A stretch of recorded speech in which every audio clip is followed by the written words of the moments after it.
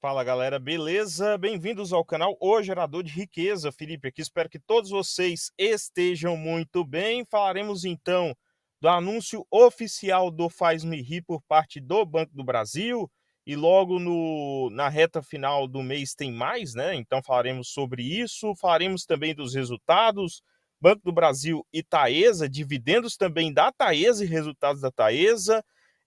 Vivo com mudança aí na redução de capital, né, e política de dividendos forte até 2026 e leilão de transmissão também aprovado.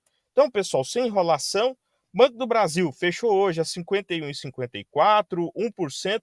Vi os resultados, gostei, porém, eles provisionaram o efeito Americanas, provisionaram lá os 2 bilhões do efeito Americanas nesse trimestre, né, um valor aí maior que nos outros trimestres. Então, inadimplência subiu. Não, você vai olhar, é o valor lá da Americanas. Falaremos sobre isso. Taesa também, anúncio do Faz-me Rir. Ontem eu trouxe um vídeo aqui falando sobre a perspectiva e veio em linha com aquilo que nós esperávamos. O lucro líquido veio superior, a receita também veio superior ao consenso de mercado, então, demonstrando mais uma vez que empresa de qualidade pode surpreender, né? Além disso, falaremos um pouco aí sobre Vivo. Eletrobras também, né, está aí, entregou resultados. Eu posso trazer um vídeo aqui depois. Estou gostando dos movimentos feitos pela Eletrobras no sentido de resultado, no sentido de cortar custo fixo, né, com o pessoal. Então, vale a pena acompanhar tudo que está acontecendo. Claro que teria aquele risco iminente do governo tentar alguma coisa como acionista aí de referência, etc. Mas vamos acompanhando de perto. Acredito que também está num preço adequado para comprar pensando no longuíssimo prazo, tá? Então depois eu trago um vídeo aqui com mais detalhes sobre a Eletrobras. Caixa de Seguridade a 11,26 não cai de jeito nenhum, né? Então a gente fica esperando que ela venha abaixo dos R$ 11 antes dos resultados, que aconteça aí de um grande player fazer parciais de venda, porém até agora nada, né? Até agora não tivemos essa queda, paciência. E a Auren Energia, queda aí de 1%, né? Então, a Vivo irá, né, tem aí como foco um movimento de distribuir todo o lucro aos acionistas, ou seja, 100% de tudo que ela lucra ser distribuído aos acionistas até 2026. Claro, a decisão ainda vai passar por Assembleia Geral, acredito eu que seria quase improvável isso daqui não passar, porque você tem um controlador lá votando um fator positivo para ele, né? Então, basicamente, é ele aprovando um fator positivo para ele e uma redução de capital. Outro movimento para ser analisado de perto.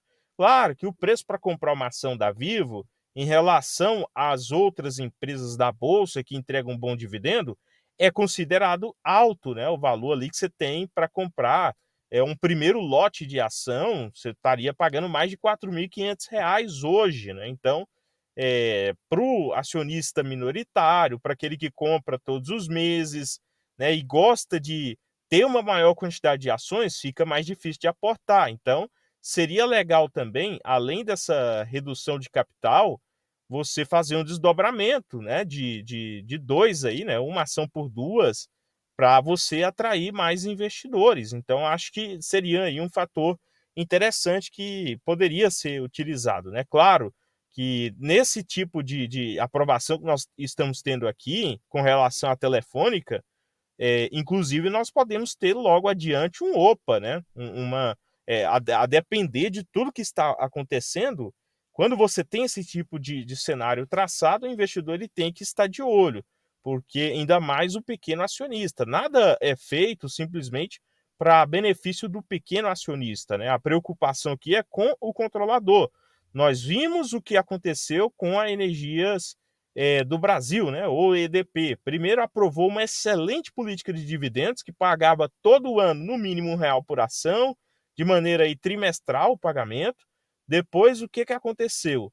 Ela estimou o valor justo da ação e fez o chamado OPA. Então pode acontecer também com a Vivo, né? Então você tem essa previsibilidade de dividendos até 2026, entre aspas, né? Mas é um movimento interessante que está sendo feito. Eletrobras, então, pode começar também a ser uma boa pagadora de dividendos, inclusive quem ganha com isso é a própria União Federal, inclusive com a venda de participações, inclusive na ISA-CETEP. Muita gente está falando que não há, né, mais a discussão. Na minha avaliação, eles estão esperando o quê? Os proventos da ISA-CETEP, né? É isso que está acontecendo, enquanto passaram aí o ano inteiro sem receber nada em proventos, não iriam vender de uma maneira sem ter o capital remunerado. Essa é a minha avaliação. Então pode ser interessante aí com novas tarifas.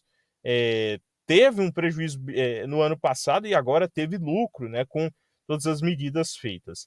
Agora, notícia boa, excelente, é a remuneração complementar em relação ao terceiro trimestre. Já tínhamos falado aqui do MDI de Banco do Brasil e ainda há mais um anúncio a ser feito, né? Então, hoje nós tivemos aí cerca de 0,10 de dividendos e 0,68 em juros sobre capital próprio complementar.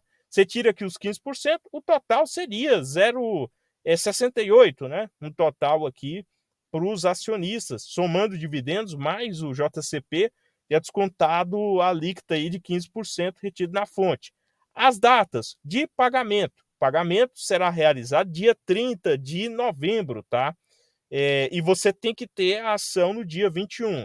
Então, se eu tinha ação no dia 20 e vendi, eu tenho direito aos dividendos? Não tem direito.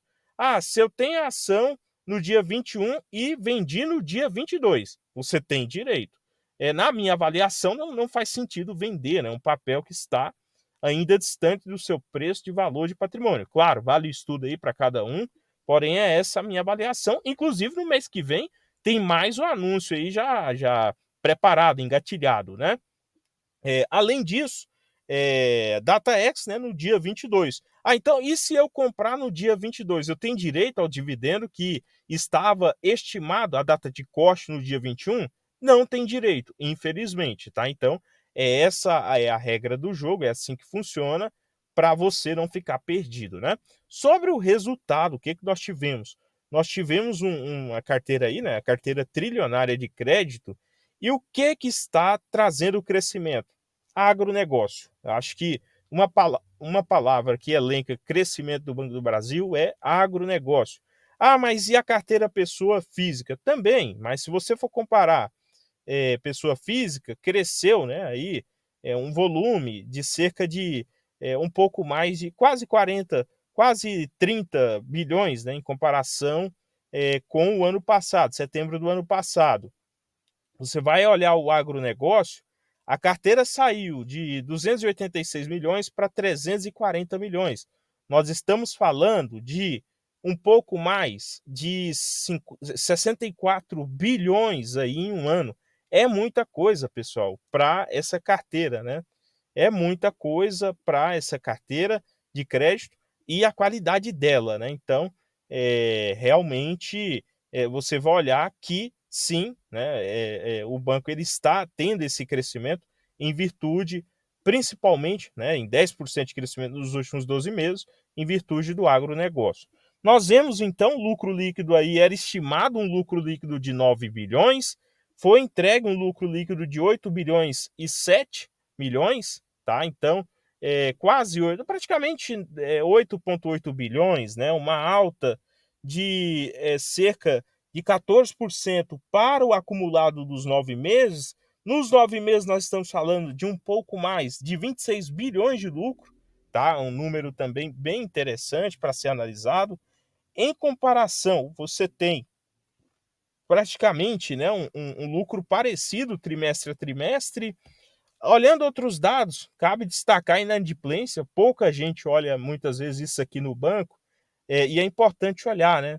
A inadimplência do Sistema Financeiro Nacional, ou SFN, está em 3,85% para os 90 dias, enquanto nos 9 meses para o Banco do Brasil, ela foi de 2,8%, diferentemente lá do ano passado, né? Lá para o segundo trimestre de 2023, que estava em 2,7.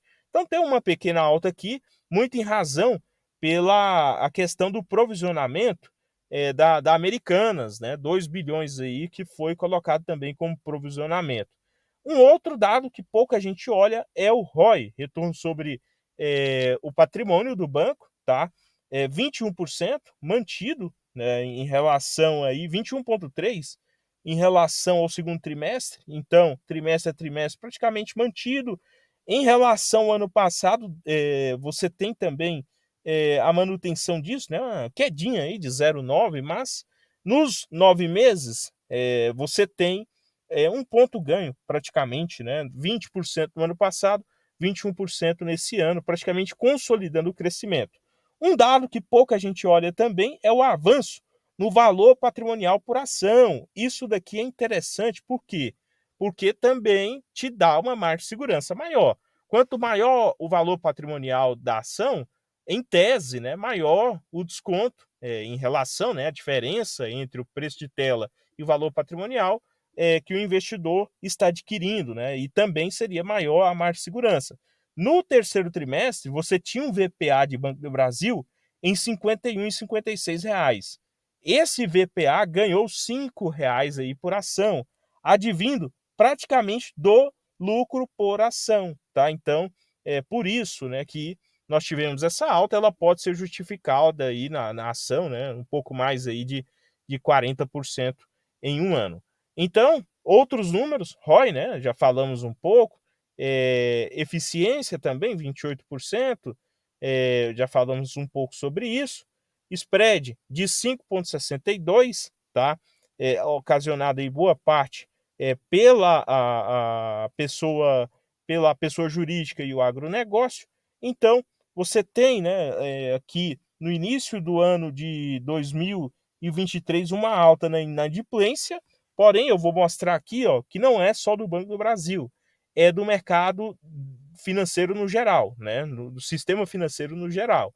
Você vai olhar esse em vermelho, inadimplência do sistema, 3,50, enquanto do Banco do Brasil, 2,81, ou seja, mais eficiente, com uma carteira de crédito de maior qualidade e melhor qualidade também, menos poluída, né? Podemos usar a palavra poluída no sentido de quem foi lá, pegou um empréstimo e não pagou, e etc. Né? Então, em relação às projeções, o guidance para esse ano, dois números se destacam que já foram batidos, que é o crescimento do agronegócio, voltando a destacar, né, 18%, era esperado aí 18% para os 12 meses, em 9 meses entregou 18,9%. Então, muita eficiência, com 3 meses aí de adiantamento de crescimento.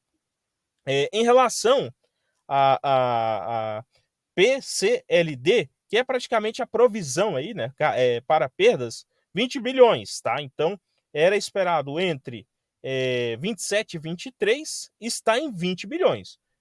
Americanas, né? Você teve o efeito Americanas, então vamos acompanhar se teremos mais alguma provisão maior no quarto trimestre, né?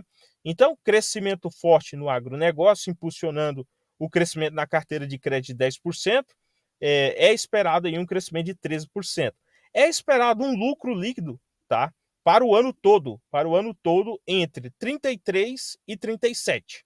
Nós tivemos aí 26 bilhões nos 9 meses, tá? Então, você teria aí, para alcançar isso, né, 4,30, você teria aí cerca de um pouco mais de 7 bilhões, né? 7 bilhões para alcançar os 33 bilhões em apenas um trimestre. Eu acho que dá para fazer, tá? No quarto trimestre dá para fazer, inclusive até um número superior a isso. Agora, sobre Taesa, nós tivemos também dividendos, zero, aliás, dividendos e juros sobre capital próprio. Ontem nós fizemos aqui um vídeo falando da perspectiva de dividendos, e eu estimava, né, 0,22 por ação, sendo TAE 3, TAE 4, e foi entregue aí 0,19 em dividendos e juros sobre capital próprio, um valor menor em dividendos e um valor maior em juros sobre capital próprio. Por quê? Pelo motivo, né, de que você tem aqui o desconto em 15% e esse valor retorna aí, é deduzido para a empresa, né? Então, com as datas, a importância das datas também, o pagamento ocorrerá no dia 15 de novembro e você tem que ter a ação no dia 13, ou seja, daqui a 5 dias. Ah, se eu comprei a ação no dia 14, eu tenho direito? Não tem direito, tá? É assim que é a regra do jogo. Se eu comprei no dia 12, eu tenho direito? Tem direito. Ah, mas se eu vendi no dia 12, não tem direito. Tem que ter a ação, fechamento do mercado no dia 13. Inclusive, receber os dividendos, a minha avaliação é que reinvista nesses proventos. Então, o que o mercado esperava? O mercado esperava uma receita regulatória de 615 milhões e um lucro líquido de 316 milhões. Esse era o consenso do mercado. O que nós tivemos? Nós tivemos uma receita de 606 milhões regulatório, ou seja, um pouco inferior, né? Aí, cerca de 10 milhões, 9 milhões inferior, porém, ela é mesmo assim superior ao terceiro trimestre de 2022. Nos 9 meses também tem 10% de crescimento, é aquele crescimento de 2 dígitos esperado de uma transmissora. E um adendo é que nós teremos agora, nessa reta final do ano, em dezembro, o leilão de transmissão e a Taesa, né? Nós vemos aqui um aumento da dívida líquida, né, em 8 bilhões, a dívida líquida fechada, versus 6 bilhões no terceiro trimestre de 2022, uma alta de 22%, praticamente captando essa dívida para fazer caixa e chegar muito bem aí, fazer investimentos. É essa a projeção, tá? Então, se você vê, né, aí uma estratégia mais agressiva da Taesa na hora de arrematar lotes, não será assim nenhuma novidade, né, por tudo que ela captou até agora. Tivemos um lucro líquido de 330 milhões regulatório, era esperado um lucro de 316, ou seja, 14 milhões a mais do que o consenso, e nos 9 meses, regulatório, né, 792 milhões versus 661 milhões, alta de 19%. Você vem no lucro líquido IFRS, o que pode ocasionar quedas nas ações, o que seria muito bom. Você olha, nossa, 37% de queda. Mas aí o lucro líquido IFRS é porque você tem ali as normas contábeis internacionais atualizadas, que pega lá a questão de equivalência patrimonial, pega a questão também de resultado financeiro. Então, é um resultado meio que nebuloso, não fica tão limpo como o resultado regulatório. Eu olho para a Taesa, resultado regulatório, tá? Então, que traz mais a realidade do que está acontecendo com a empresa. E 339 milhões em dividendos e juros sobre capital próprio, um pouco 33% inferior ao ano passado. Você pode colocar aí nesse peso a questão do IGPM menor, né? Mesmo assim, para quem está comprado a um bom preço, é um bom dividendo aí. Então, pessoal, esse é o vídeo. Eu vou encerrar ele por aqui para não ficar mais extenso que ficou. Desejo a todos bons aportes. Se você gostou do conteúdo, inscreva-se, compartilhe, comente a sua opinião, curta também para que mais investidores possam ter acesso a esse conteúdo de maneira gratuita. Quer se tornar membro também do canal? Fique à vontade, temos preços aí promocionais para que todos vocês possam se tornar membro do canal. No mais, desejo bons aportes a todos e até o próximo.